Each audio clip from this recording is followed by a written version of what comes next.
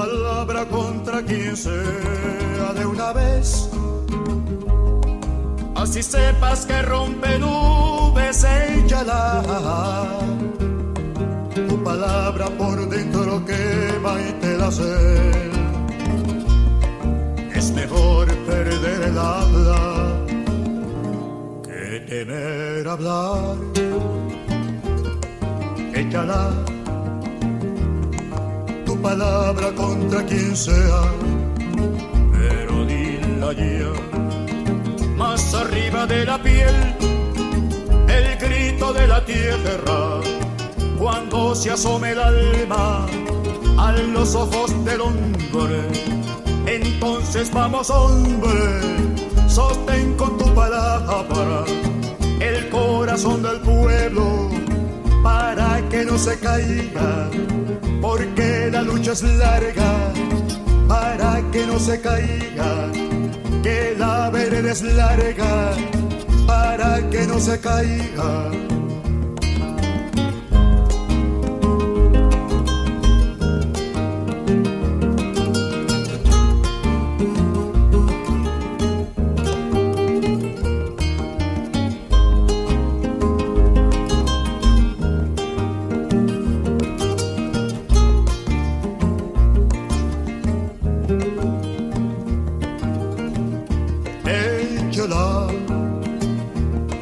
Tu palabra contra quien sea de una vez. Así sepas que viola el cielo, échala. La palabra por dentro quema y te da sed. Es mejor perder el habla que temer hablar. Échala tu palabra contra quien sea, pero dila ya. Más arriba de la piel, el grito de la tierra, cuando se asome el alma a los ojos del hombre.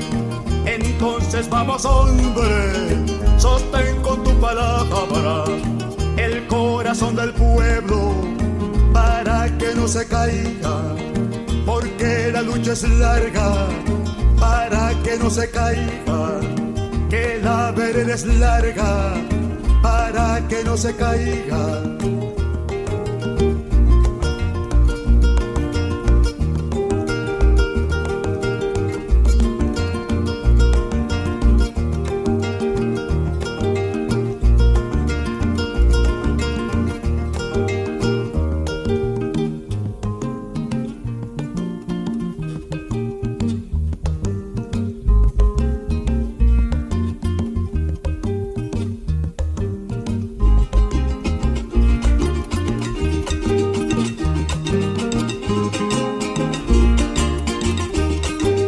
Sea sensible, que lance la primera conciencia.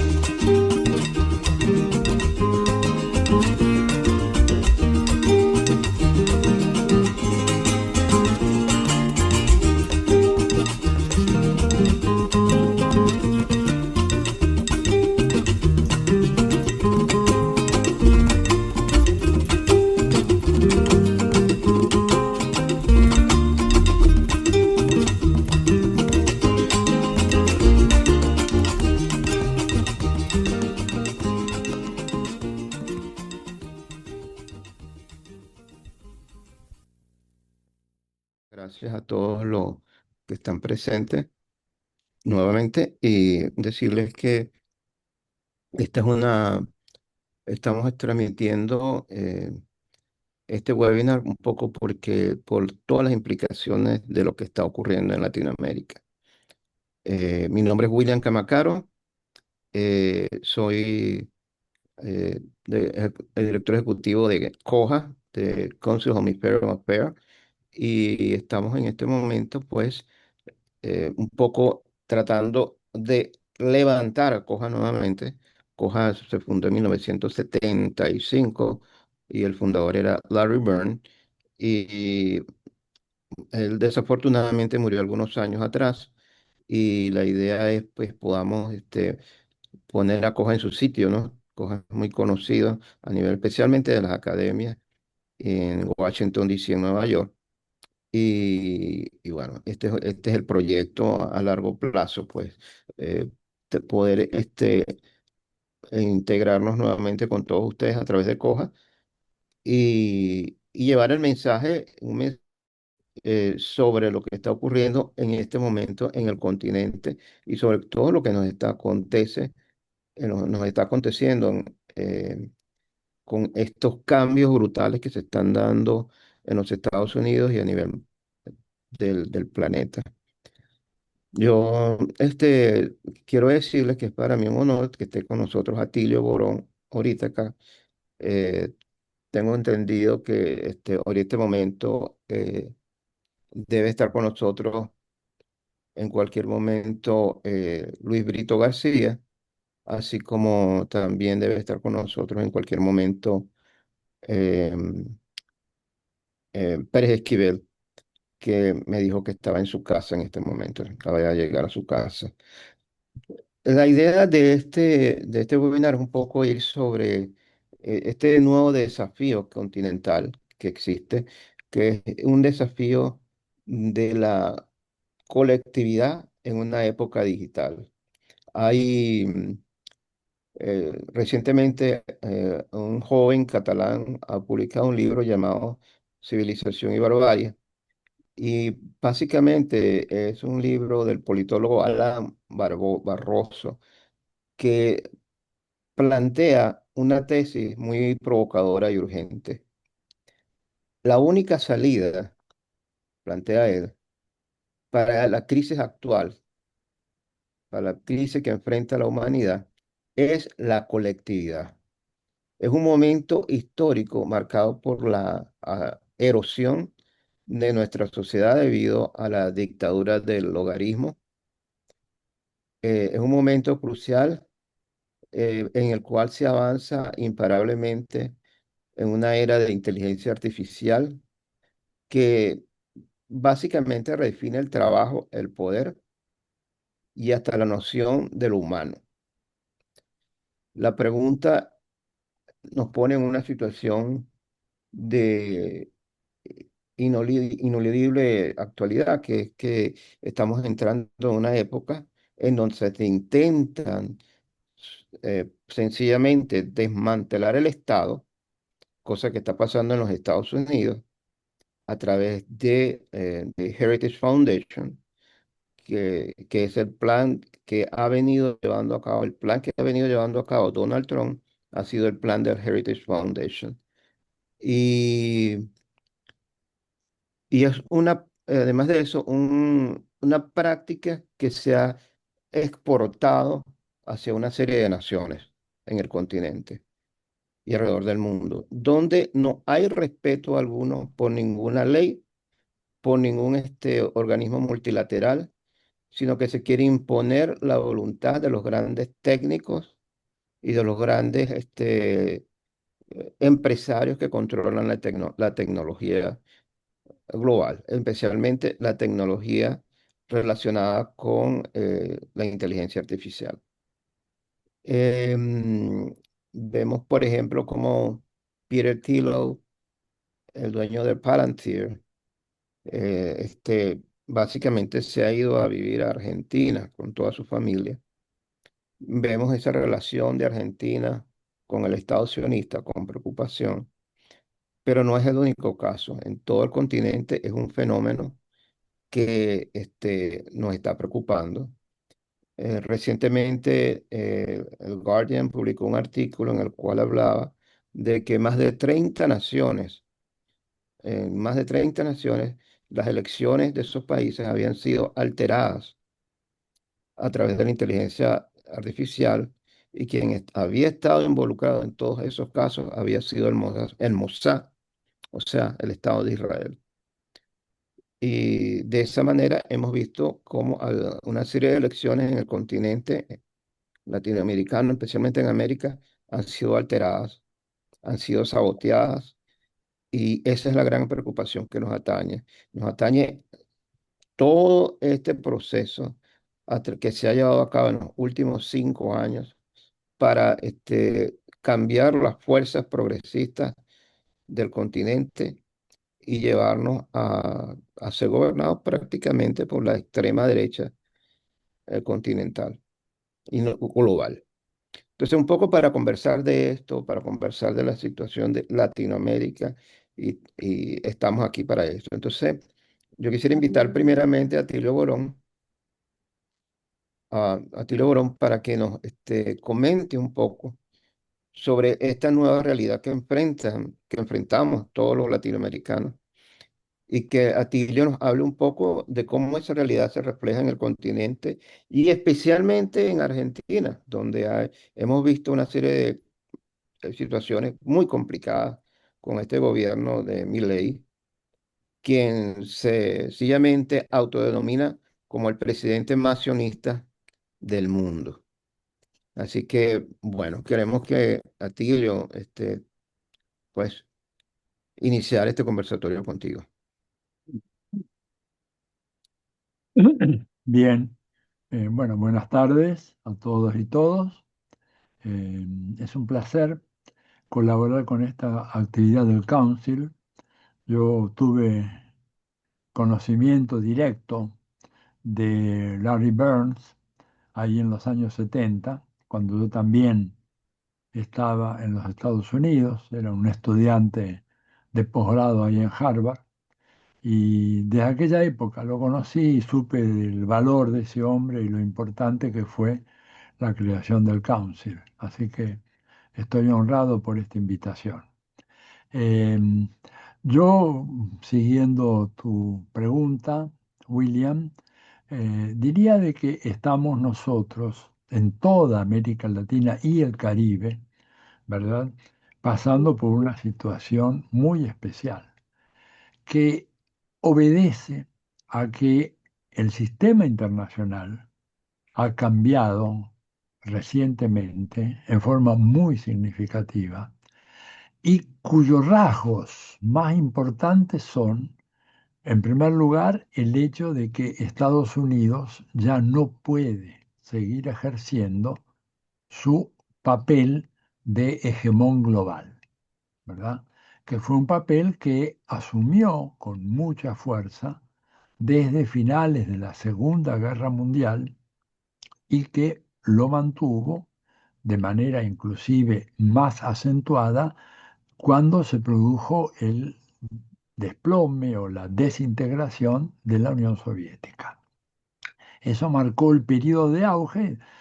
Tú y quienes están escuchándonos acá recordarán muy bien todos los discursos, ¿no es cierto?, sobre el fin de la historia de Francis Fukuyama, los eh, cantos celebrando el advenimiento de la New American Century, o sea, el nuevo siglo americano, ¿verdad? Y la idea de que, bueno, Estados Unidos ya no tenía rivales en el mundo. Este fue un error muy grave de diagnóstico producido por las élites académicas, ¿verdad? Yo como académico estaba muy al tanto de lo que mis colegas en Estados Unidos decían, y ellos de alguna manera produjeron montones de papers, documentos, libros, proyectos. Se creó una fundación, la Fundación for the New American Century, justamente para canalizar e impulsar todo esto. Pero esto evidentemente a comienzos de siglo es difícil fijar una fecha. Uno podría decir los atentados del 11 de septiembre en el 2001 pueden ser un dato. La crisis de las subprimes en 2008 podría ser otro, pero ya a partir de esa época Estados Unidos había comenzado una declinación relativa, pero declinación al fin, que lo iba privando de ejercer esa hegemonía global incontestable que había adquirido, sobre todo después del derrumbe de la Unión Soviética. ¿Por qué ocurrió esto? Bueno, porque se subestimó la inercia de crecimiento y de expansión que tenían, digamos, algunas economías asiáticas, fundamentalmente China. Yo todavía recuerdo hoy un seminario que se hizo en Buenos Aires, ahí a finales mediados de la década de los 90, en donde algunos economistas de Estados Unidos que participaron, cuando se les preguntaba qué pensaban del papel de China en el futuro de la economía mundial, la respuesta estándar era que China sí iba a cumplir un papel muy importante, pero que esto no ocurriría antes del 2030. O sea, mis amigos que vinieron, ¿no es cierto?, esos economistas que acudieron a ese seminario, se equivocaron por lo menos por 25 años. Es decir, China vino mucho antes de lo esperado. Y entonces eso cambia la ecuación del sistema internacional. Pensaron que Rusia, producto del derrumbe de la Unión Soviética, ya nunca más volvería a jugar un papel en las relaciones internacionales, lo cual a mi manera de ver era una demostración de una muy profunda ignorancia, porque Rusia había sido un actor protagónico del sistema internacional desde mediados del siglo XVIII, finales siquiera del siglo XVIII, pero Rusia había estado siempre en el concierto de las naciones en un lugar privilegiado. Y el hecho del derrumbe de un modelo económico político difícilmente podía hacer que Rusia se convirtiera ahora en un país irrelevante en el sistema internacional.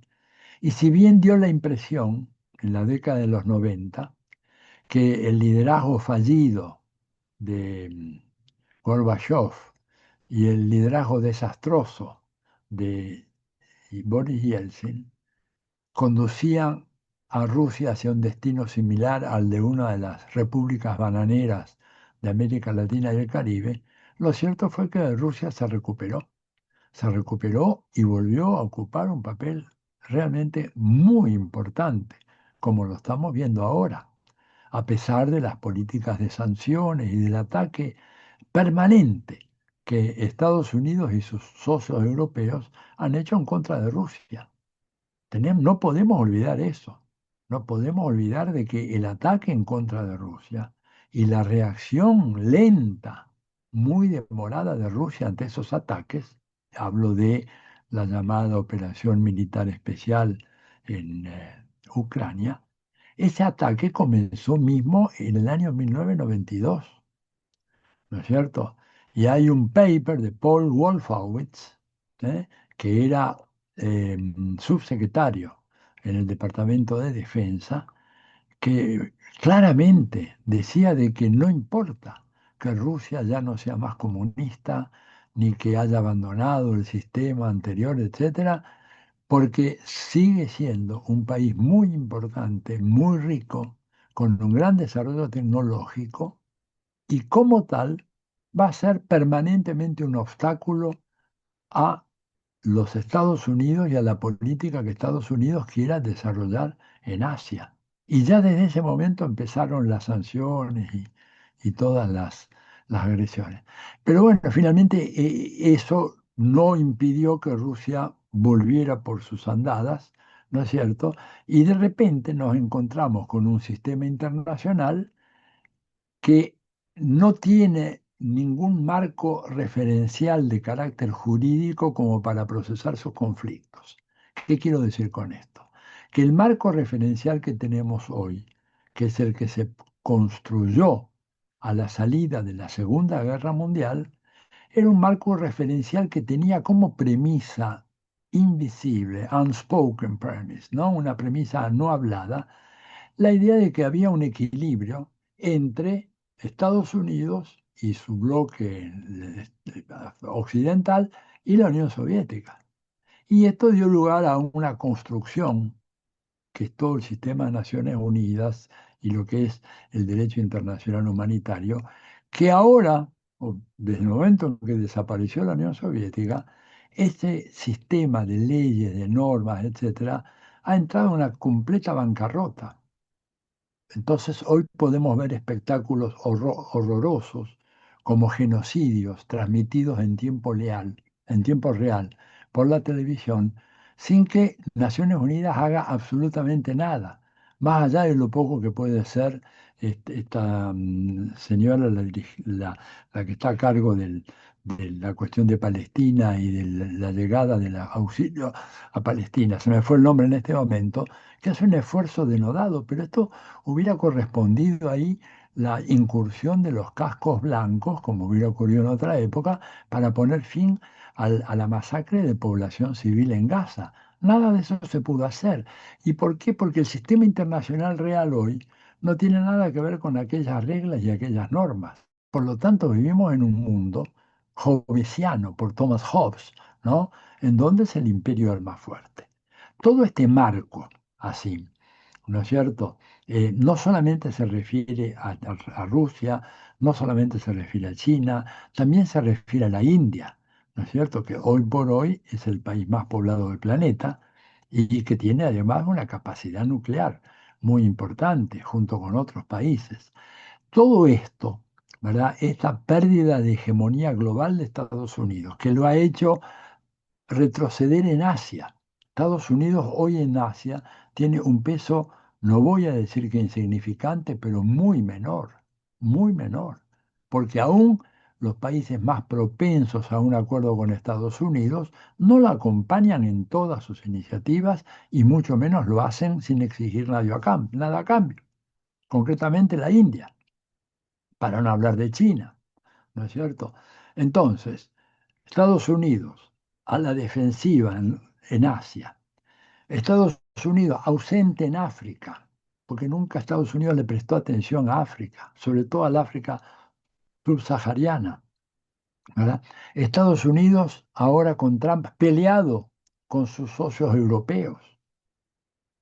La OTAN es una organización absolutamente desacreditada, que no tiene capacidad real de hacer algo más que alimentar a la industria militar europea y estadounidense y seguir fomentando guerras en todo el mundo, porque si esas guerras no se producen, los miles de oficiales de las Fuerzas Armadas de todo el occidente colectivo, más los civil servants que tengan ahí en Bélgica, ¿no es cierto? O en Holanda, más todo el aparato enorme de la OTAN, de un costo tremendo, esa gente tendría que irse a su casa y empezar a hacer trabajos productivos, ¿no es cierto? Y en la medida en que Estados Unidos amenace a estos países que tienen que dedicar el nada menos que el 5% del Producto Bruto a la industria de la defensa, bueno, evidentemente que en un continente como Europa, en donde la crisis social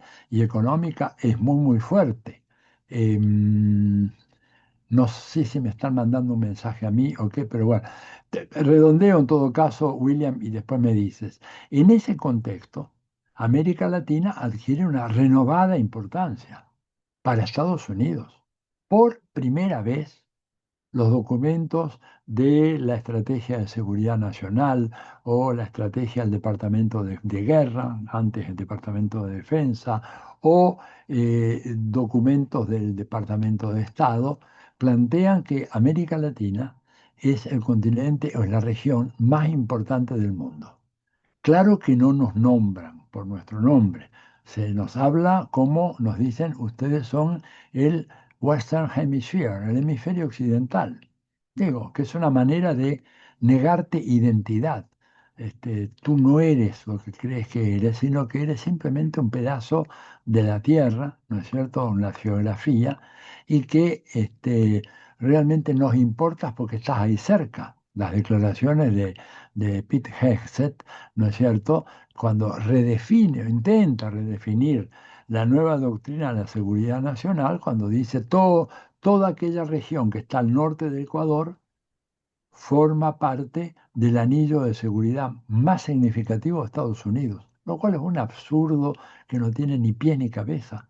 Pero bueno, esta administración es la segunda, está formada por el segundo peor equipo de gobierno de toda la historia de Estados Unidos. No pensaba hablar de esto, pero si me dan un momentito, después le doy la cita del politólogo estadounidense que hizo un análisis de los gabinetes presidenciales desde George Washington a Donald Trump segundo, el actual. Y es el segundo peor de todos. por su incoherencia, la baja formación de los principales líderes, la poca seriedad con la cual enfocan los grandes temas, digamos, en fin, si quieren les paso después el nombre de este politólogo, hizo un trabajo muy interesante. Pero todo eso viene ahora en contra de América Latina. América Latina ahora aparece como la región más importante por dos razones: seguridad nacional y prosperidad. Esto sí que es la big news, la gran novedad. Nunca antes documentos oficiales de Estados Unidos decían que la prosperidad de los Estados Unidos dependía de la estabilidad de la situación en América Latina y el Caribe. Hoy en día la prosperidad de los Estados Unidos, según el documento de las propuestas estratégicas, ¿no es cierto?, de noviembre del año pasado, ya ahora somos importantes, y esto explica la creciente incidencia del gobierno de Estados Unidos en los asuntos internos de nuestros países, el involucramiento en los procesos electorales y todo lo que había hablado William al principio, de Palantir y de Peter Thiel, lo que han hecho manipulando procesos electorales en los más diversos países, cosa que evidentemente ha permitido tener algunos resultados que eran inimaginables hasta hace poco, pero que gracias a la magia de los algoritmos manipulados por esas grandes oligarquías informáticas que dominan hoy el concierto de la opinión pública mundial, se pueden alterar los resultados de las elecciones, sea primero a partir de la manipulación de las conciencias de los ciudadanos y luego manipulando los resultados, como ocurrió en Colombia, en donde el proceso electoral está completamente entregado a manos privadas.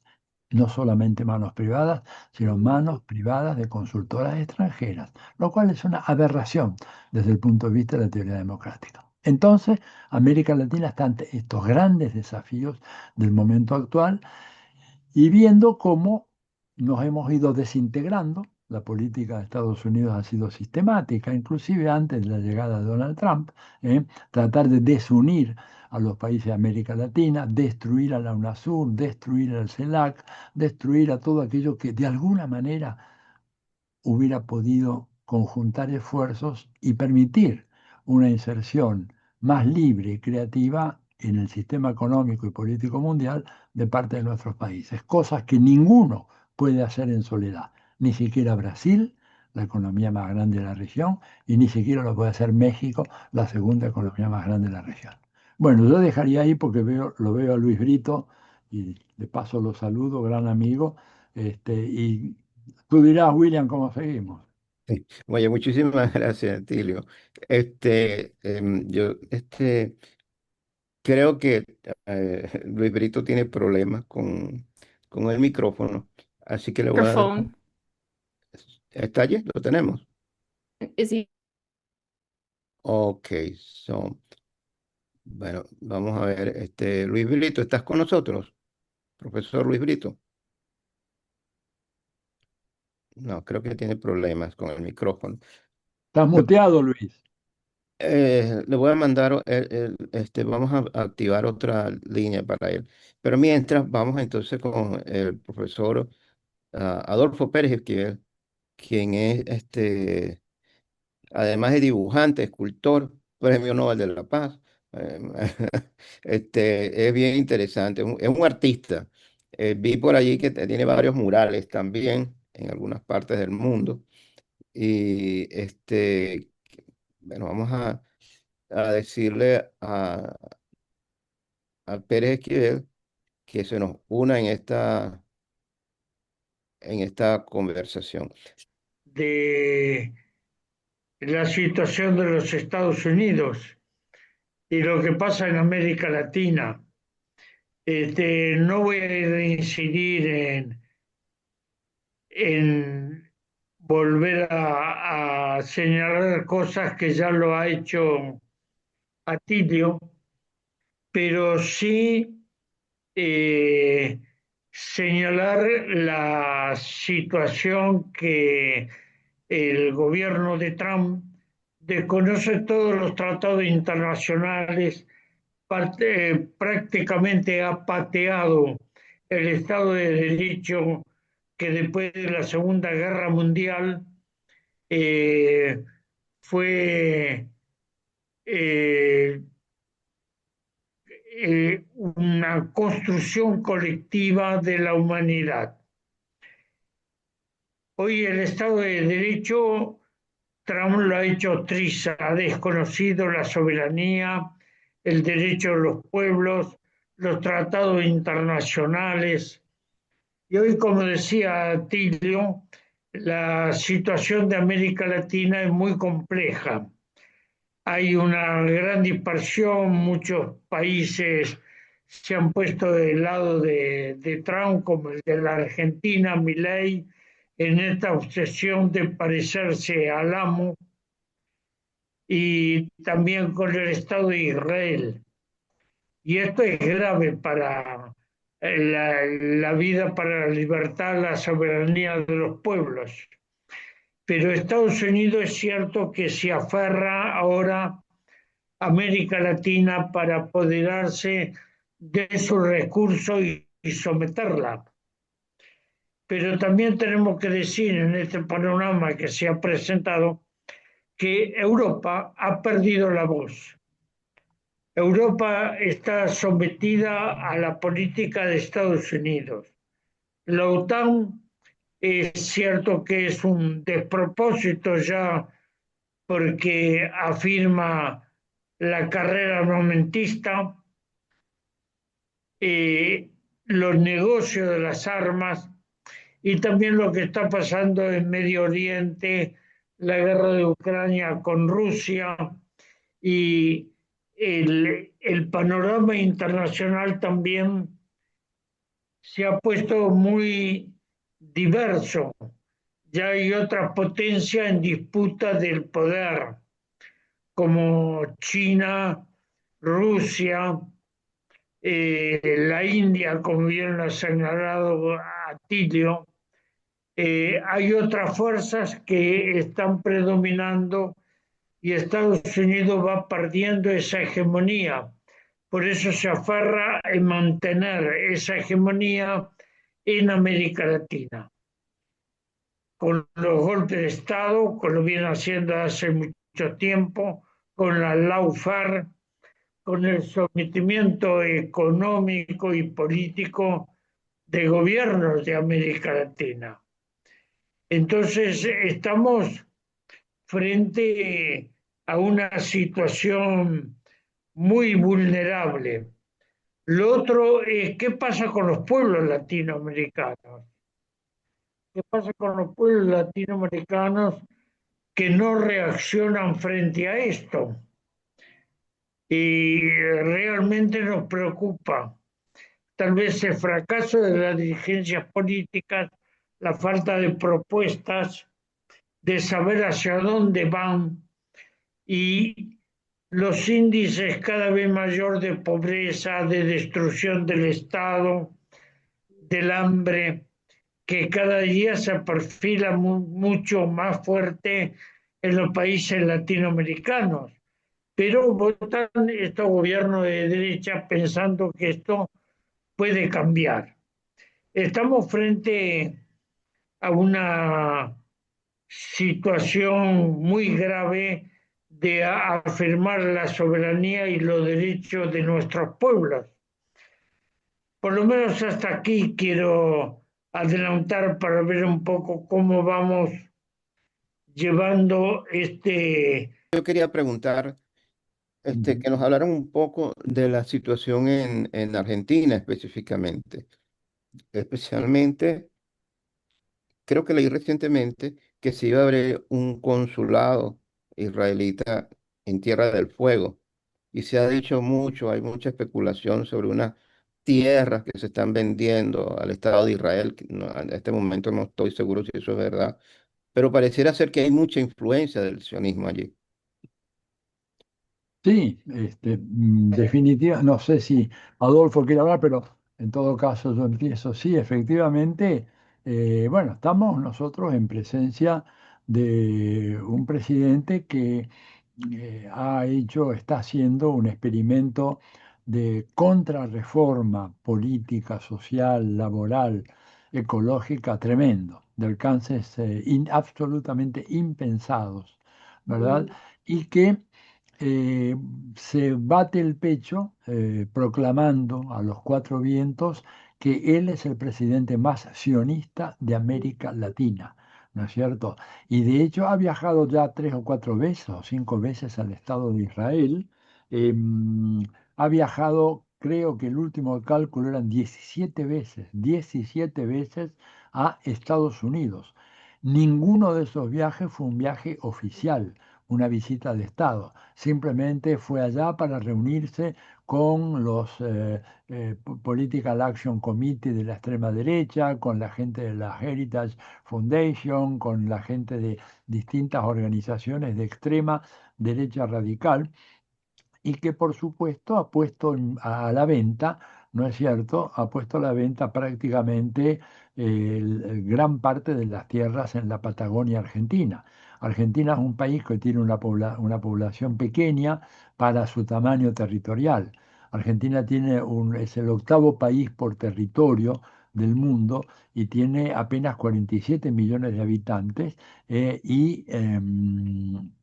la densidad de población por kilómetro cuadrado es de 8 personas por kilómetro cuadrado. O sea, es un país vacío, ¿verdad? Y han apartado 300.000 hectáreas.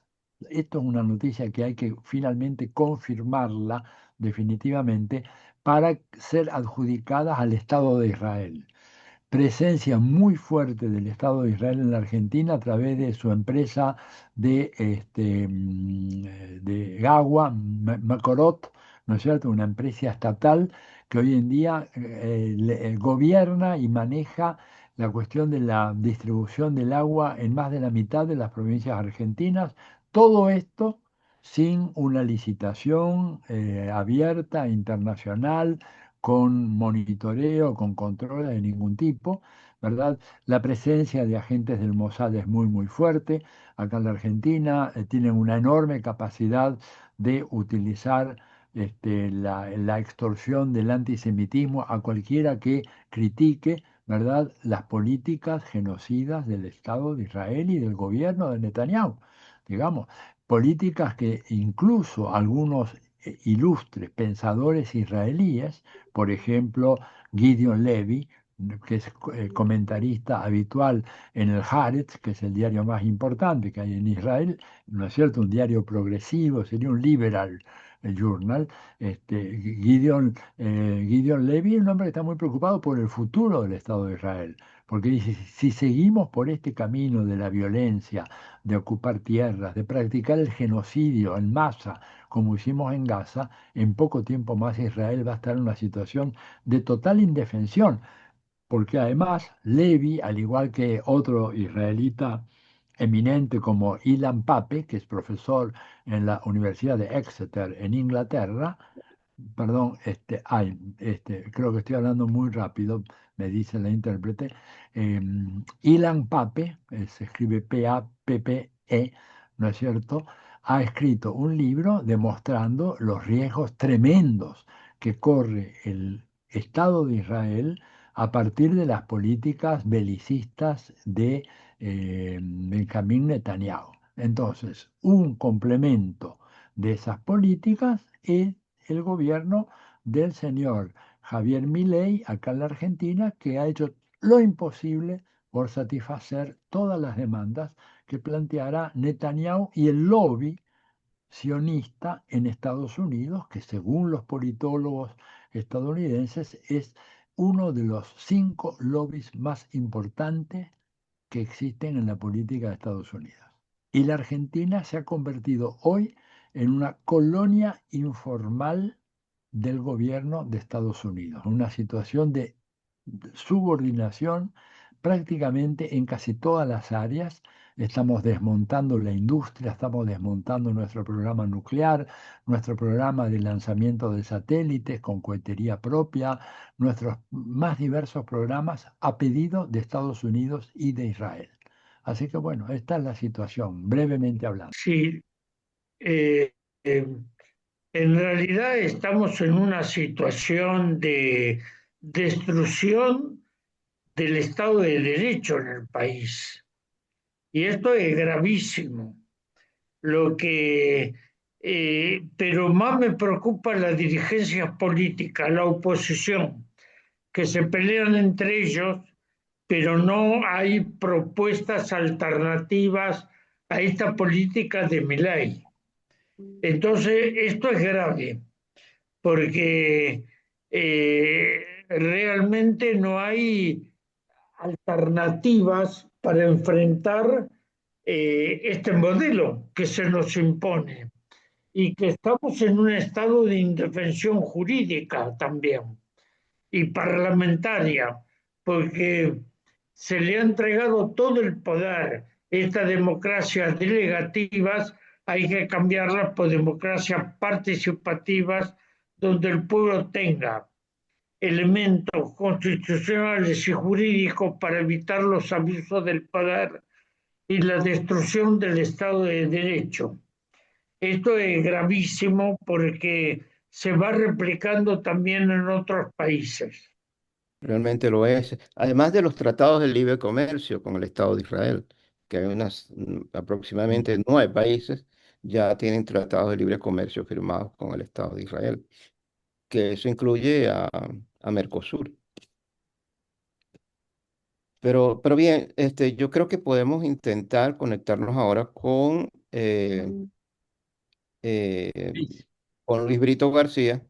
Quiero también darle la bienvenida a Luis Brito.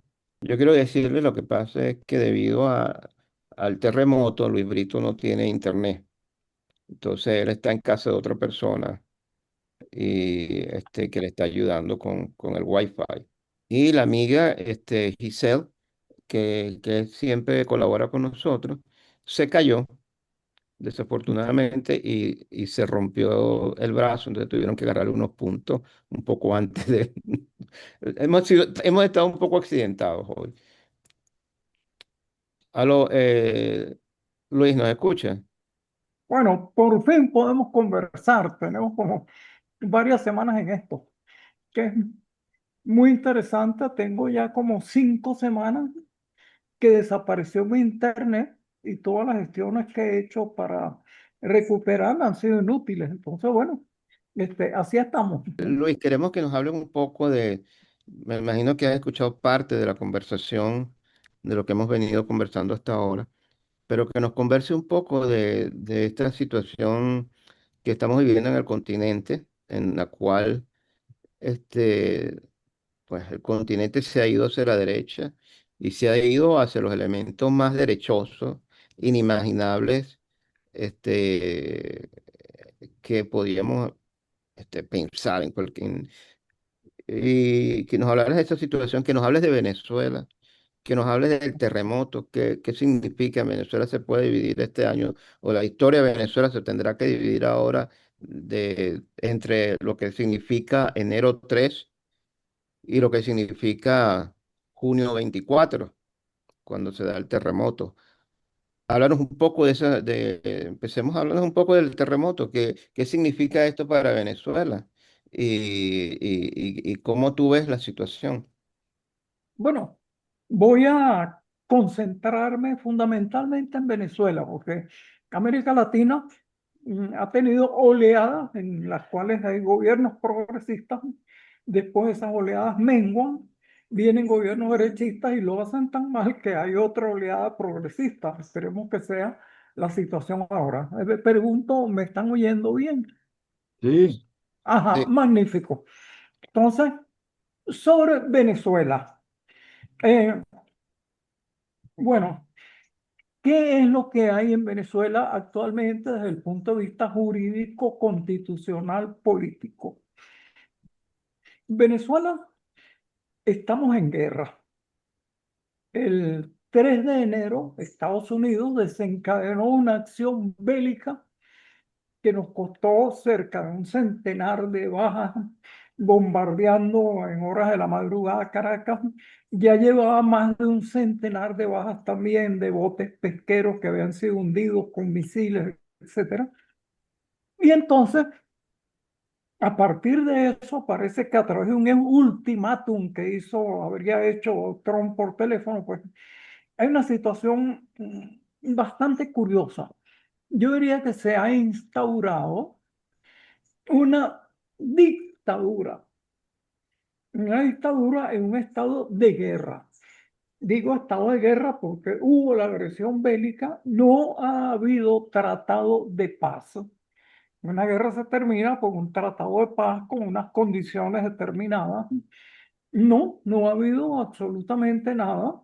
Y el propio presidente de Estados Unidos declaró que esto había sido una guerra que había durado 45 minutos, etcétera. Bueno, pero las guerras no se terminan por reloj, se terminan por un tratado de paz.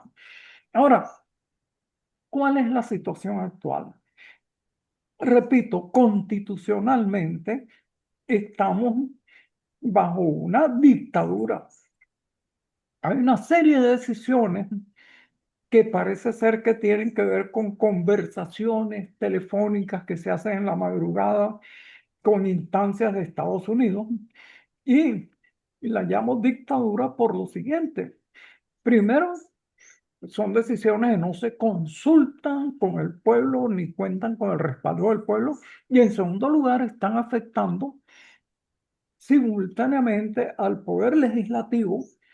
Se han sancionado inexplicablemente leyes que prácticamente facilitan la privatización de la industria petrolera, que está prohibida en la Constitución, la privatización de las minas, y toda otra serie de medidas inconstitucionales y neoliberales.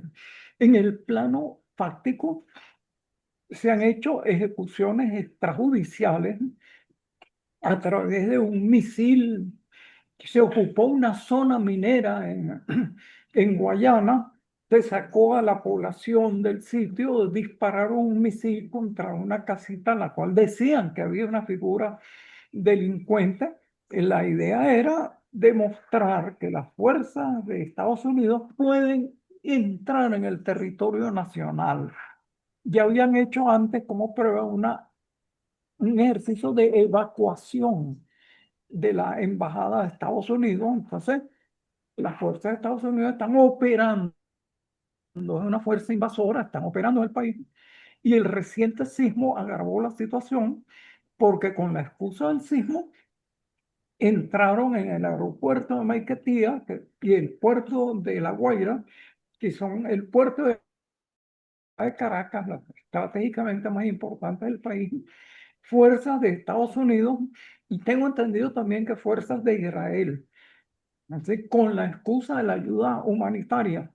Entonces, ustedes ven así que los poderes, el Poder Judicial repentinamente se dieron de baja o fueron dados de baja como una docena de magistrados del Poder Judicial, y hay otros, es decir, sin que uno sepa por qué razón, en función de cuáles normas, etcétera, hay una cantidad de cambios que van afectando progresivamente a los poderes. Y además de eso, hay experiencias de violación de la soberanía territorial de Venezuela, disimuladas bajo la idea de colaboración con el Ejército Nacional. Evidentemente, nuestro Ejército Nacional no va a colaborar en que un ciudadano sin juicio se le lance un misil. Esa es una ejecución extrajudicial enteramente contraria a nuestro derecho. Se lo asesine sin darle derecho a la defensa, que es también otra cosa que está en nuestra Constitución. Y yo creo que ante esta situación hay que invocar los dos últimos artículos de la Constitución. O sea, una plena violación de la Constitución y de la soberanía nacional.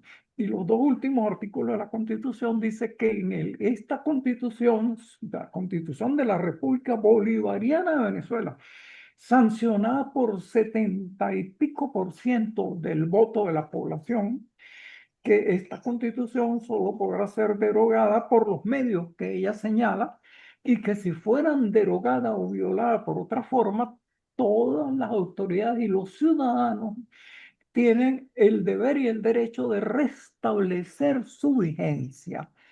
Y esa es la posición que sostengo yo. Por cierto, bueno, desde que sostengo esa posición me han censurado artículos en la prensa, me han dado de baja en instituciones académicas silenciosamente, etcétera, pero está bien, pues yo creo que es una consecuencia lógica. Entonces, fuera de esta especie de marco jurídico político, yo creo que es importante señalar, gracias, cuál es la situación real, porque en sus discursos el agresor, el invasor, el ladrón, el pillo, eh, ha intentado dar la idea de que él tiene un dominio total y absoluto de la situación y de que está fluyendo petróleo venezolano a raudales para fortalecer a Estados Unidos. Esa es otra de las falacias. Él dice que el petróleo de Venezuela le pertenece, nadie sabe por qué. Puede decir misa, con perdón de los creyentes. Ahora, ¿qué sucede en realidad? Los medios de comunicación han hecho muy poco énfasis en una reunión que hubo el 9 de julio, el 9 de enero, apenas unos 6 días después de la invasión a Venezuela, en la Casa Blanca. El presidente de Estados Unidos convocó unas 17 empresas para repartirse el botín. Además, dijo, recuerden, ustedes no están contratando con Venezuela, están contratando conmigo. Esto es textual, es como si él fuera ya dueño de todo el patrimonio venezolano. Le preguntaría a los auditores cuántas ofertas hicieron las empresas, cuántos dólares arriesgaron. Ni un solo dólar. Debe sorprender a muchos. Alegaron dos elementos: no había seguridad jurídica y el segundo es también de igual entidad. En realidad, gran parte de los espacios productivos de los yacimientos en Venezuela han sido otorgados en concesiones tanto a la República Popular China como a la Federación Rusa. Esto fue hecho muy sigilosamente porque teníamos un régimen de sanciones que le impedía a Venezuela comerciar con el exterior, vender sus productos, etc. Es decir, estamos verdaderamente sitiados como una fortaleza en guerra.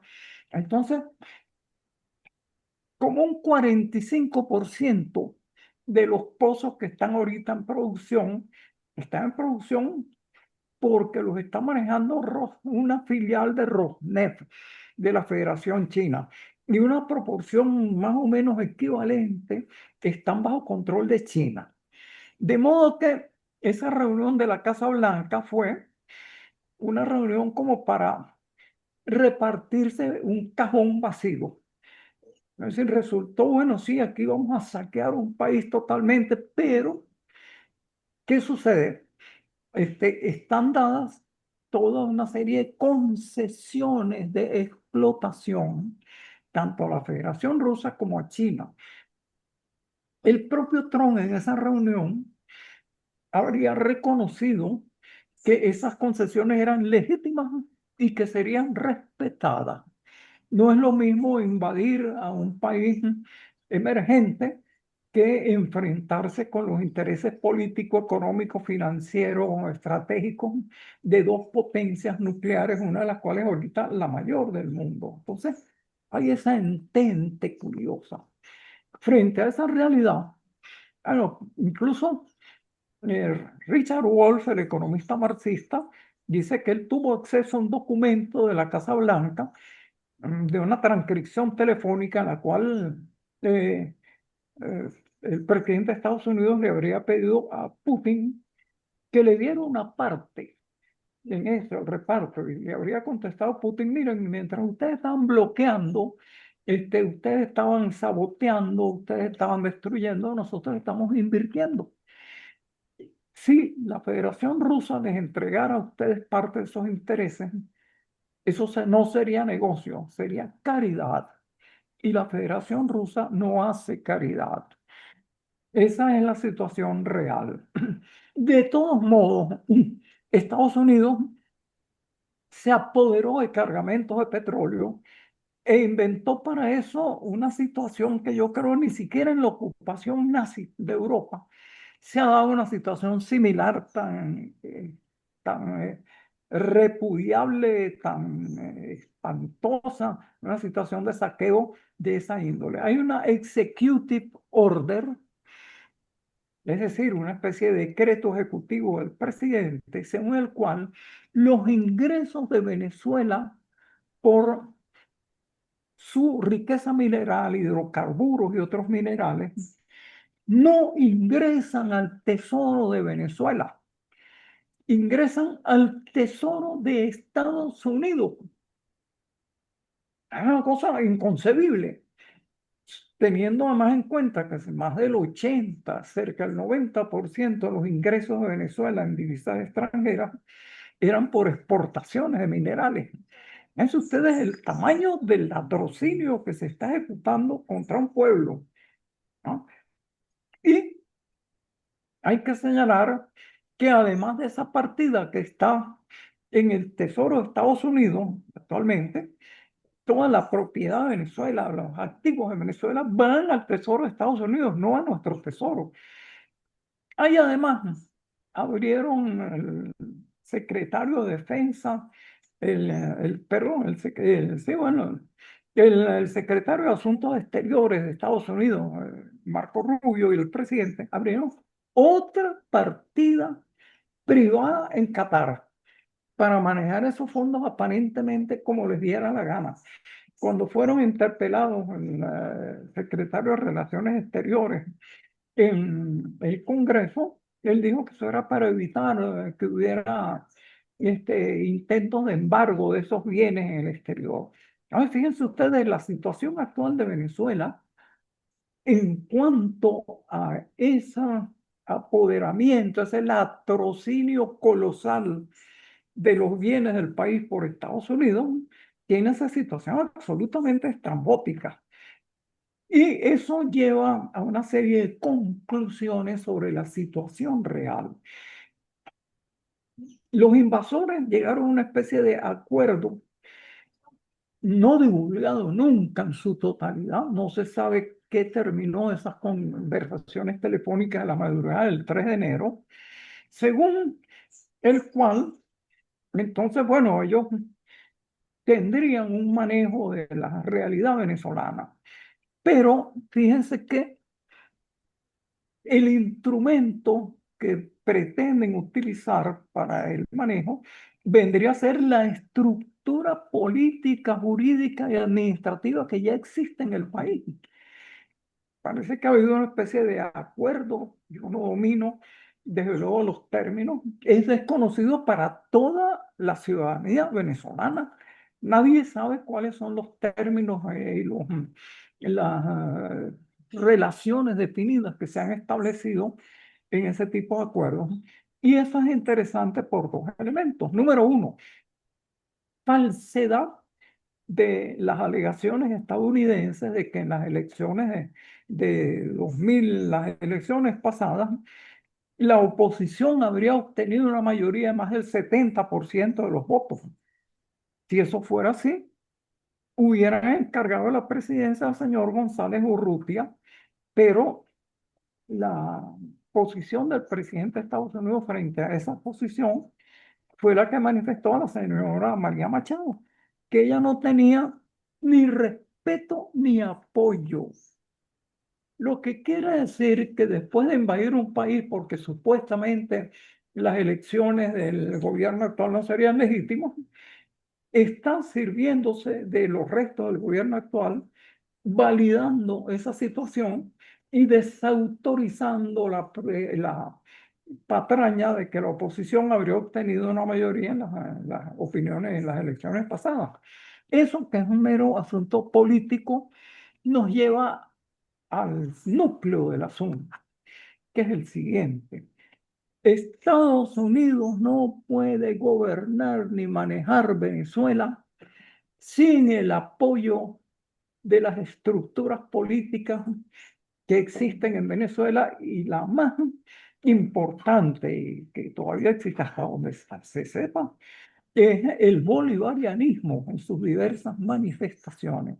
Es usted qué cosa tan patética. Han llevado a lo largo de 20 años un bloqueo en misericordia, medidas coercitivas de talla, intentos de magnicidio, secuestros, de todo, y a la hora de la verdad encuentran que no pueden manejar Venezuela.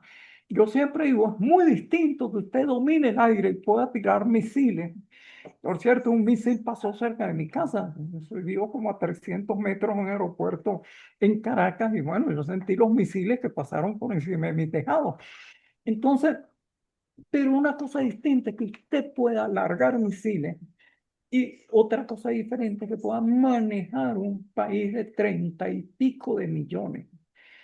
La historia de los colonialismos, desde que arrancó el movimiento anticolonial en 1945, cerca de 80 países colonializados han obtenido su independencia, diversos grados de independencia, por esa misma ecuación. Usted puede ejercer una ocupación militar, puede tener armas demoledoras, pero eso es distinto de manejar verdaderamente la realidad de un país, ¿no? Sus variables, las autoridades, el aparato del Estado, la administración autónoma. Eso es completamente complejo. Estados Unidos ni lo maneja ni puede manejarla. Y eso lleva al otro aspecto. Es decir, fíjense ustedes que la gran explotación petrolera actualmente en Venezuela está en manos de Rosneft y de los chinos. Hay otra de las empresas que había entrado en Estados Unidos, la Chevron, perdón, de Estados Unidos en Venezuela, la Chevron, por una licencia que concedió Estados Unidos. Las demás empresas tendrían que invertir, y no lo han hecho, una suma incalculable a lo largo de más de una década antes de sacar la primera gota de petróleo. Fíjese usted qué situación tan conflictiva, tan extraña, y hay una pequeña realidad.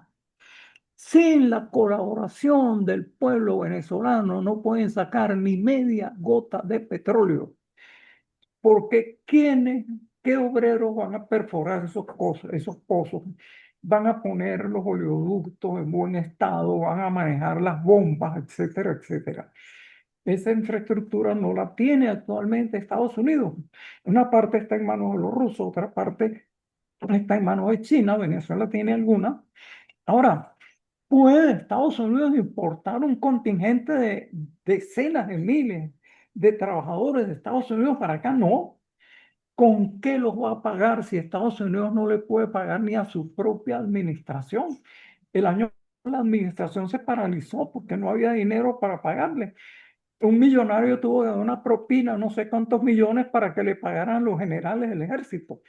Entonces, el traer trabajadores de Estados Unidos, ¿no?, sería inviable, inviable sobre todo con los sueldos de miseria que ellos pretenden pagarles. Entonces, vivimos entonces en una situación sumamente compleja. Hay una especie de entente cuyos términos nadie conoce en la realidad entre una parte de del bolivarianismo y el gobierno. Yo veo que el otro elemento para terminar este análisis es el siguiente. Antes de la invasión, una empresa muy respetable de encuestadora, Interlace, hizo una encuesta sobre la población venezolana. La pregunta era: ¿resistiría usted una invasión extranjera en Venezuela? 94% más o menos contestó que resistiría la invasión.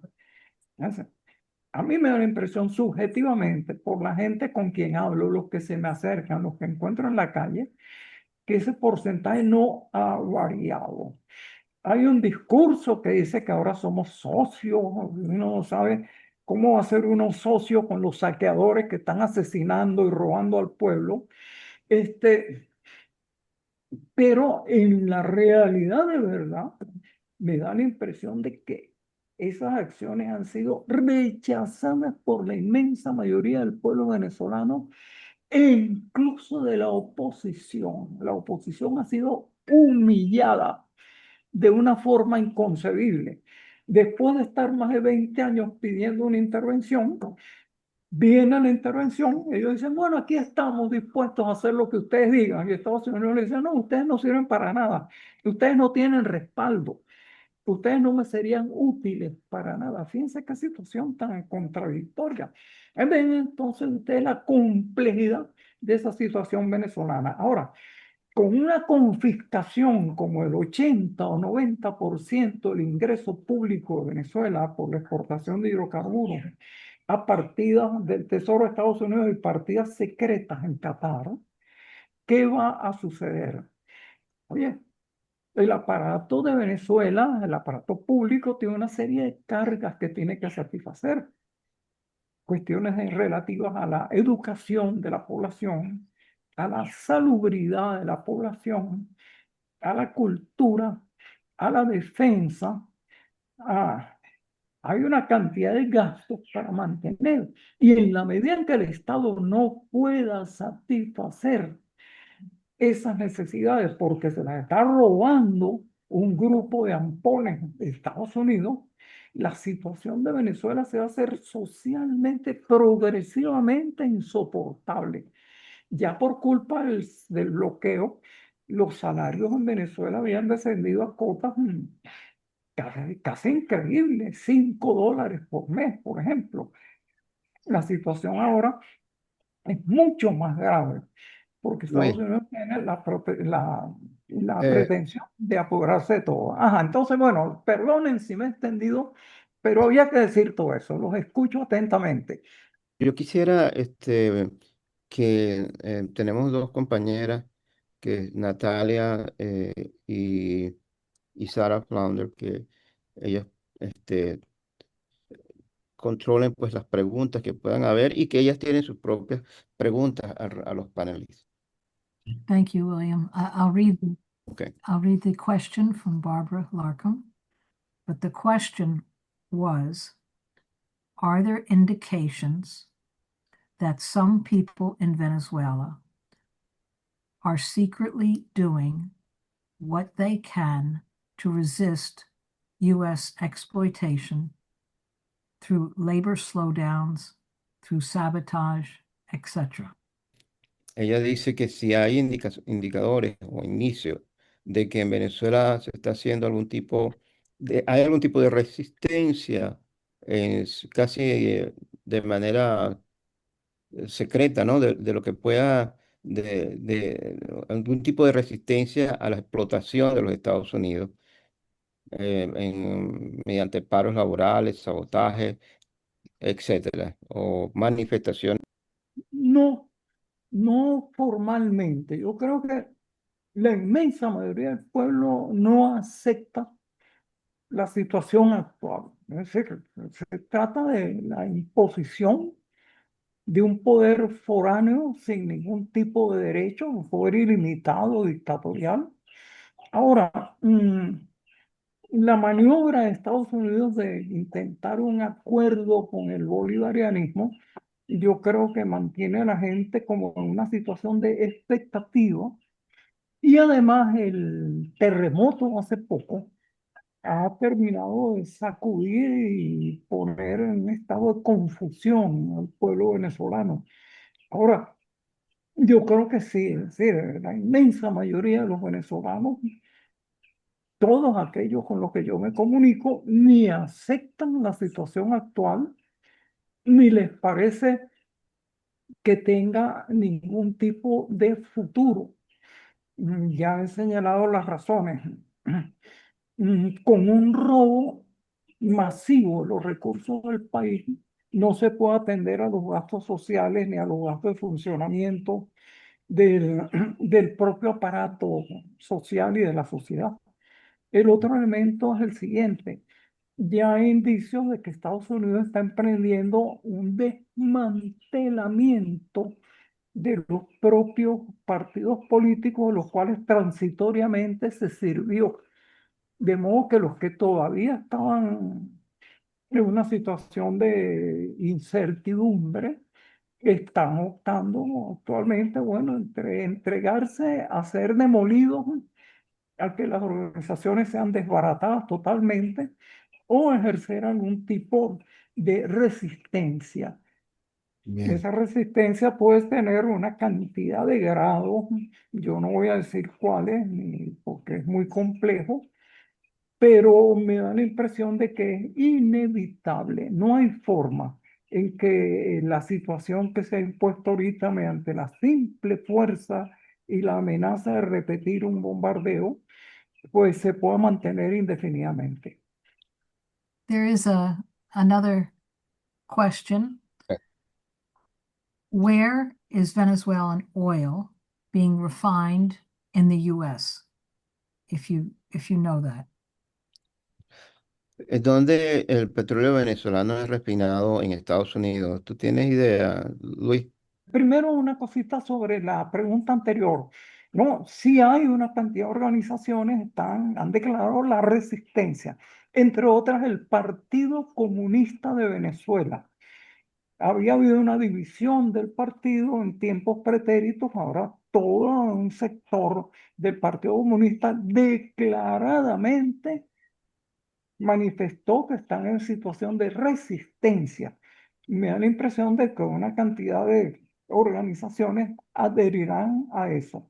Ahora, sobre la refinación, el petróleo venezolano es un petróleo pesado y Estados Unidos depende mucho de él porque en tiempos anteriores las refinadoras del petróleo de Estados Unidos, de la costa sur, suroeste, estaban adaptadas para el petróleo venezolano. Y por la misma política de fuerza que ellos impusieron, de restricción, etcétera, pues se quedaron sin la materia prima. Entonces, hay algunos envíos de petróleo, sobre todo a través de esta empresa Chevron, que que fue autorizada incluso durante el gobierno de Maduro por Estados Unidos como una excepción. Le levantaron las llamadas sanciones y entonces ese petróleo va a Estados Unidos sin problema. Alguna parte refinada allí, otra parte refinada en Venezuela.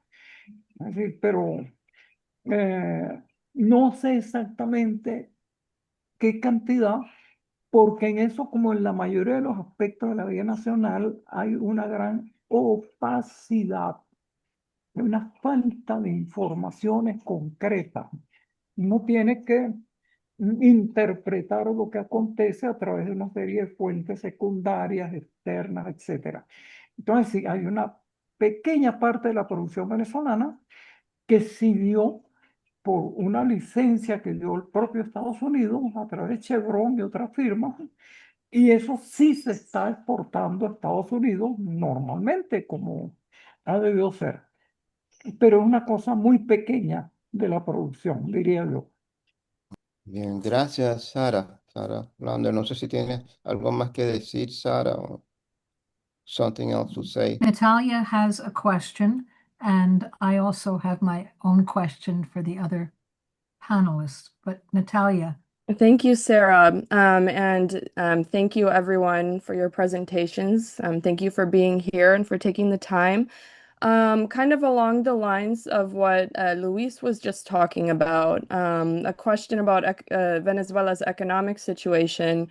I think it's important to recognize that while we talk about this renewal of economic relations, trade relations between Venezuela and the US, it's very important to recognize that the broad sector sanctions are still in place, specifically the sanctions targeting Venezuela's oil industry.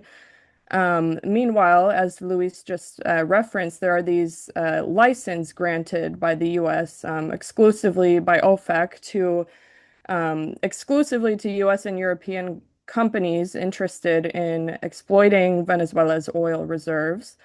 And I'm sorry if I'm mispronouncing his name, but I recently read an article by Blas Regnalt that describes this as quote unquote sanctions and licensing regime imposed by the United States which basically establishes numerous conditionalities on Venezuela's economic relations. Most notably, the mandate that all royalties, taxes, and dividend payments must be deposited to U.S. Treasury accounts, as well as the general ban on transactions from companies in China, Russia, Iran, Cuba, and North Korea. So my question is, what do you think are the broader geopolitical implications of this shift to a so-called sanctions and licensing regime in and beyond Venezuela? En pocas palabras, lo que dice Natalia es que en este momento se habla de que hay una nueva etapa con los Estados Unidos y se han firmado una serie de nuevos contratos y se han aperturado ciertas relaciones económicas con los Estados Unidos y se han establecido una serie de licencias con los Estados Unidos, pero que en realidad dentro de todo este contexto las sanciones todavía permanecen, están allí todavía en pie. ¿Cuál es el significado geopolítico de esta situación que está enfrentando Venezuela? Por un lado tiene todas estas sanciones, pero por otro lado se están abriendo estas, digamos, concesiones, licencias que le permiten específicamente a ciertas empresas del Estado norteamericano y algunas europeas a funcionar en Venezuela. Bueno, fíjate, Venezuela está sometida a más de 1 millar de medidas coercitivas, más de 1 millar, que se afianzaron a partir de Obama, pero en realidad, pues, las agresiones venían desde que Chávez tomó el poder, desde antes. Entonces, en realidad es otra de las grandes contradicciones. Se habla de que se entra en una situación de colaboración. A veces se hablaba que somos socios, pero resulta que ni una sola de las mal llamadas sanciones, de las medidas coercitivas, ha sido levantada. Entonces, ¿cómo es eso? Estamos en una supuesta situación de colaboración con un enemigo que nos tiene castigados y que tiene nuestra economía estrangulada totalmente. Eso es verdaderamente inconcebible. Por otro lado, sobre si se han dado concesiones, en qué medida, en qué número, ya yo me he referido a la única fuente de información de que disponemos, que es la reunión del 6 de enero con 17 empresas petroleras. Ni una sola ofreció invertir $1 en Venezuela. Si ha habido una serie de acuerdos secretos, puede que sí, porque todo es secreto ahora. Nunca sabemos qué está sucediendo. Pero teniendo en cuenta que los campos en producción están en manos de Rosneft y están en manos de los chinos, y que aparentemente tomaría más de 10 años que los campos abandonados, gracias al bloqueo de Estados Unidos, entraran en producción, mucha parte de esos acuerdos deben de ser propaganda, fantasía o proyectos,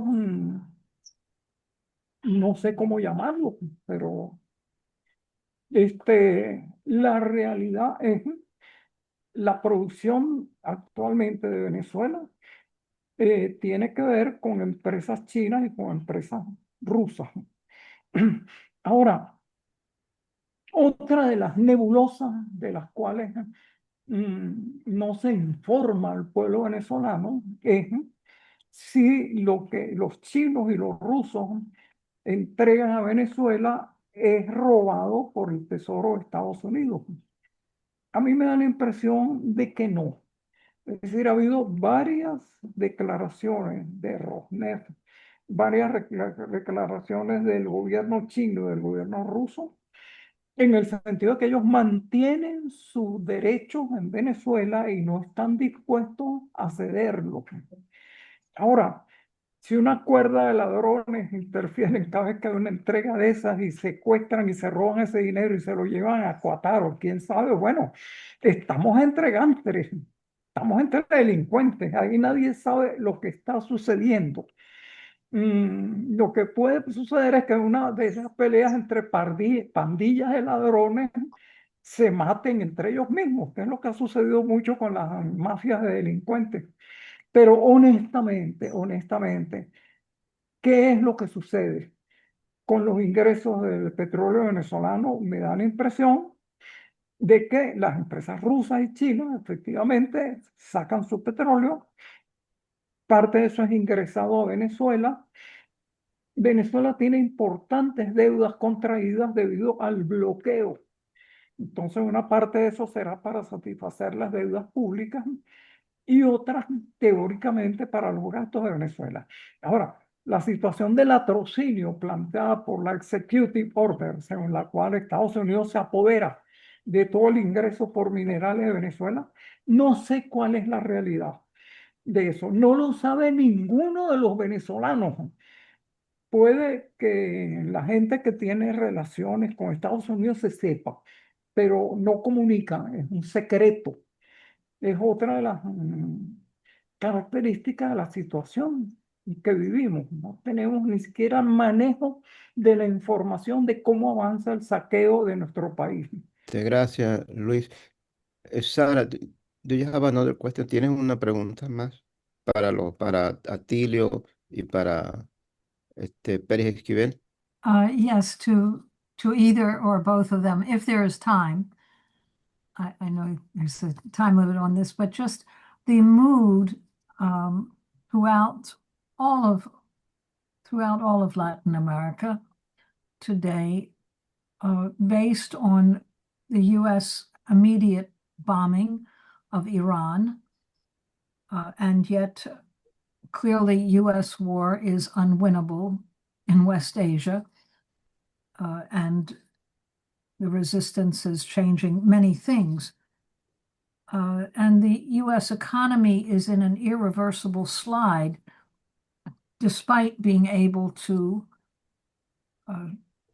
lay hold of Venezuela's wealth.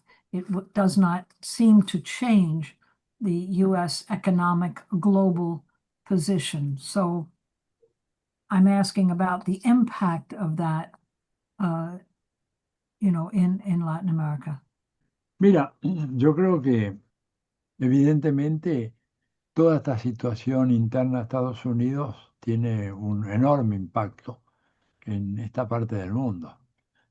Si tuviéramos que graficar la intensidad de la influencia de Estados Unidos en América Latina en los años recientes, bueno, no hay duda de que hoy nos encontraríamos en un extremo, ¿verdad?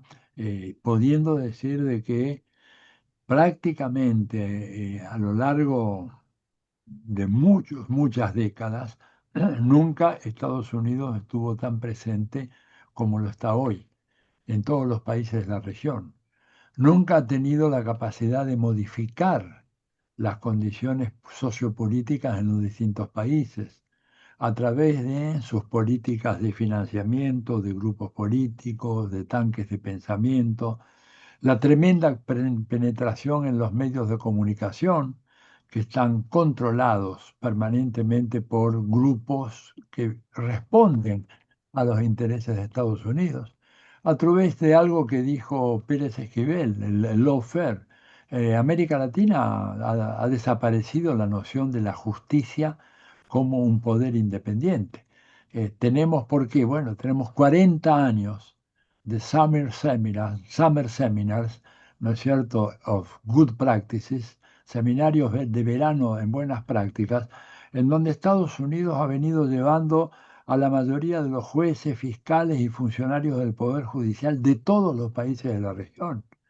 Lo mismo hicieron con los periodistas, lo mismo hicieron con los parlamentarios, con los dirigentes políticos, con los dirigentes sindicales. O sea, acá ha habido una siembra persistente que se mantuvo a lo largo de décadas por parte de Estados Unidos y que tiene como resultado hoy digamos, esta enorme grado de influencia que tiene en un país como la Argentina, que tiene en Chile, que tiene en Ecuador. Por ejemplo, en Ecuador no hace falta autorización ninguna para que las Fuerzas Armadas de Estados Unidos ingresen al territorio.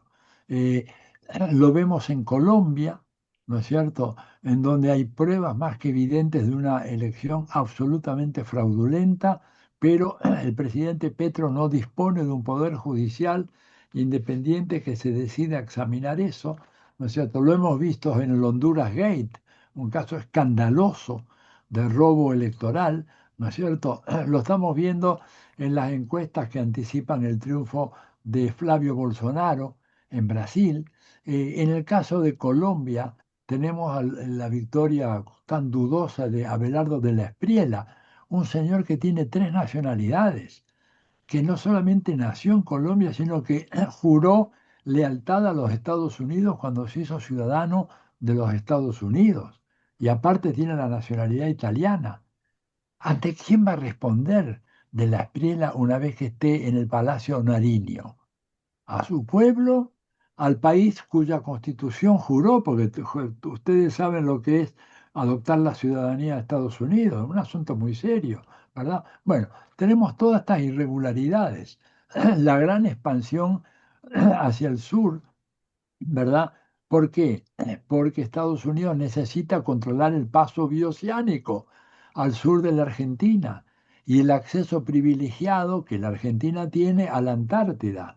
Y tenemos el tema del robo de las Islas Malvinas, que estos días ha estado moviéndose permanentemente. Entonces, sintetizando la pregunta que me hicieron, hoy la presencia es mucho más fuerte que antes y por lo tanto la necesidad de promover un pensamiento crítico, antiimperialista, anticolonial, porque nuestros países están condenados a una total decadencia si se conforman con ser simplemente títeres en manos de la clase dirigente norteamericana. Hablando además de un país como Estados Unidos, cuya democracia está profundamente dañada por este proceso de cohesión de democracia en una plutocracia.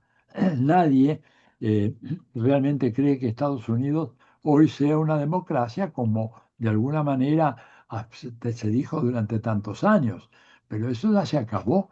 Estados Unidos está en manos de una pandilla de mega ultramillonarios que son los que realmente gobiernan. Y el pueblo americano, bueno, ustedes lo saben mejor que yo, el 50% más pobre en la distribución del ingreso de Estados Unidos ha permanecido prácticamente inalterable en los últimos 50 años. Es un escándalo de marca mayor. Se acabó la social mobility, ¿no? La movilidad social ascendente. No more. Las clases medias en Estados Unidos no pueden pagar las matrículas, el board and tuition, etcétera, de los colleges para que sus hijos vayan a las buenas universidades de Estados Unidos.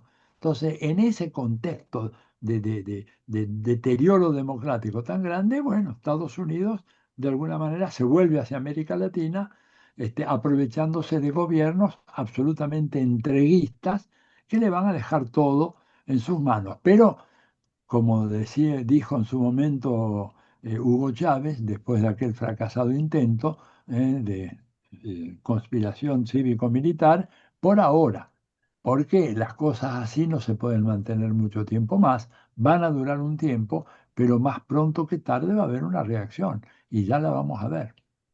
Eso es lo que quería decir. Gracias, Atilio. Bueno, Siempre recuerdo hace unos años atrás, leí un ensayo tuyo en que decías que Venezuela es nuestro Stalingrado. ujú, Y, así y es. ahora, y ahora más que nunca, eso te da la razón, porque una vez que Venezuela, el presidente ha sido secuestrado y ha sido bombardeado, vemos cómo la desfachatez de la administración Trump se ha desatado y ha amenazado a medio mundo en el continente y ha ido o sea, se siente envalentonado con lo que hizo en Venezuela. Y, Sí. pero bueno, Y no veo yo, y eso le quería preguntar tal vez a Luis Brito, si hay una campaña del gobierno bolivariano exigiendo la liberación inmediata del presidente Nicolás Maduro y su esposa. Eso es un escándalo gigantesco, sin precedentes. Perdón, hay un precedente, Aristide en Haití, que lo enviaron a África, y Noriega en Panamá, pero nunca en un país de Sudamérica. Por eso estamos muy a la espera de que haya una declaración fuerte o un pedido fuerte, dado que hay buenas relaciones ahora, de que tanto el presidente Maduro como Cilia Flores puedan volver a Venezuela. Porque además el cártel de los soles, sobre el cual tanto se insistió para capturar a Maduro, después a los 2 o 3 días el propio fiscal dijo, no, no, el cártel de los soles no existe. Esto, nosotros decimos cualquier cosa. Me hace acordar una frase, y con esto termino, William, y perdona a los demás compañeros. Una frase de Karl Rove, que fue asesor, ¿no es cierto?, del presidente Bush, cuando interrogado por los periodistas que criticaban al gobierno de Bush por hacer tal o cual cosa, dijo, nosotros ahora somos un imperio y hacemos lo que queremos y decimos lo que queremos. Esto es todo. Entonces imagínate ante esa situación lo difícil que es llegar a conocer qué es lo que realmente está ocurriendo en Estados Unidos y en América Latina, etc. And in closing, I'll just add that on July 22nd, elected President Maduro, Celia Flores, will be in court once again. And there is a mobilization in the US, as there is for every court appearance, in support and solidarity. And also on the 3rd of every month, marking the January 3rd kidnapping, there is a mobilization in front of the prison where they are held in terrible isolation conditions, but they can hear us through the walls. We turn the sound system up very loud to be there in solidarity. Sabrina, can you share the flyer, please? And it's a Wednesday, and we'll be there at 8 a.m., 8 o'clock in the morning, beginning. Ahí está el flyer, Atilio. Ya Hemos lo estado, veo. Sí, sí. hemos 6 de estado, Ya, está muy bien. sí, hemos estado, esto va a ser en corte, enfrente de la corte. Esto es como un gigantesco circo, ¿no? Porque Así es. llegan todos los medios de comunicación habidos y por haber de todo el planeta. Es una cosa impresionante. Y llegan sectores de la oposición venezolana que se autodenominan MAGA y apoyan a Donald Trump, por supuesto. Pero también llegan los sectores, los grupos que apoyamos a Venezuela y que pues estamos buscando que el presidente Maduro salga libre y llamando la atención sobre lo ocurrido. Sí, y una última cosa, que creo que debemos librar una muy fuerte batalla semiológica, porque yo estoy viendo con mucha preocupación gente bien intencionada, inclusive del campo progresista en Estados Unidos y en América Latina, que hablan de la extracción del presidente Maduro. Esto no es real, lo que hubo fue un secuestro, no fue una extracción. Tenemos que reivindicar que ha habido un secuestro y que el presidente Maduro es un presidente, un prisionero de guerra, igual que la diputada Cilia Flores. Quería nomás hacer ese marco, marcar ese detalle semiológico muy importante en la batalla de ideas en la cual estamos empeñados. Bueno, nada más, y les agradezco la oportunidad que me Gracias, dieron. Terry. En algún momento retomaremos el diálogo. Un gran Sí. abrazo para todos, William, para todos los que nos ayudaron y para Adolfo y Luis, felices de haber podido conversar con ellos. Una pregunta para el profesor Luis Brito. Primeramente, muchas gracias por unirse a nosotros. Con respecto a los terremotos que ocurrieron en Venezuela, sabemos sobre los fake news que se han esparcido y que que Estados Unidos se está robando parte de los ingresos de Venezuela, gran parte, ¿no? aparte de exigir la libertad del presidente y de la primera combatiente y exigir la liberación de los activos en el exterior y la eliminación total de las medidas coercitivas en contra de Venezuela, ¿cómo podemos desde el exterior aportar realmente donaciones a Venezuela? Porque tenemos entendido que se abrió un portal oficial que está bajo el sitio web venezuelanoestasola.com. Pero aparte de eso, ¿cómo sería la mejor forma para ayudar? Gracias. Bueno, la verdad es que no sabría responderlo. Si hay un portal oficial, lo mejor es referirse a ese portal oficial. No sé si se ha abierto otra vía. Yo creo que lo mejor hasta ahora es entonces emplear los canales que existen y que están funcionando, desde luego. Es un cataclismo demasiado grande como para abarcarlo, pero están intentando pues dar una respuesta. Entonces, no creo que haya otro medio, otra forma, además que esa. Lo que sí quisiera es preguntarle al profesor Luis Brito, ¿cuál sería su... Porque aquí en este grupo hay gente de solidaridad con Venezuela. ¿Cuál sería su mensaje para quienes ofrecen la solidaridad al pueblo venezolano en estas circunstancias? ¿Y qué consejo usted le daría? am, ¿Cuál sería la mejor acción a llevar a cabo? ¿O qué consejo usted daría para desarrollar un tipo de mensaje solidario hacia el pueblo venezolano en este momento tan crítico? Bueno, yo creo que la primera y fundamental colaboración vendría a ser la difusión de información, teniendo en cuenta justamente la pobreza de la información que está actualmente confiscada por la ocupación militar de Estados Unidos. Es decir, pero esos elementos que he señalado, en el sentido que se está ejerciendo una especie de dictadura que lesiona todos los poderes, de que se está interviniendo militarmente en el territorio de Venezuela, se están haciendo ejecuciones extrajudiciales por el ejército de Estados Unidos, de que hay una ocupación militar presente en el principal puerto y aeropuerto del país y sobre todo inaudito que se pretenda que todos los ingresos de un país deben ser desviados al tesoro de Estados Unidos. Es decir, es importante mantener una campaña en relación con eso. Quería decir como una nota, acabo de terminar y ya he enviado a mucha gente en mis listas de correo, entre otros creo que le debería llegar dentro de poco a Atilio Borón. Tengo un libro que se llama Venezuela, bloqueo, invasión, resistencia, que reúne una serie de reflexiones sobre la situación actual y una especie como de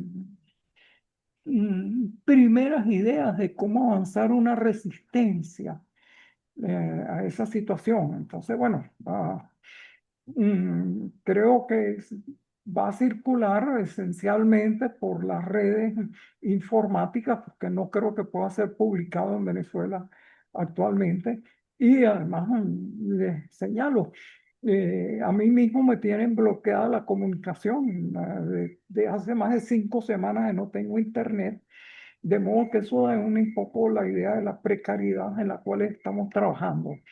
Pero gracias a la gentil colaboración de varios amigos, pues entonces aquí estamos hablando y aquí estamos disertando y tratando de encontrar una salida a este laberinto.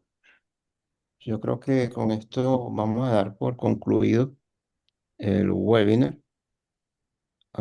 Quiero darle las gracias a los asistentes, agradecerle también a las personas que nos acompañaron. Gracias, Luis, por estar con nosotros hoy, por haber estado con nosotros hoy.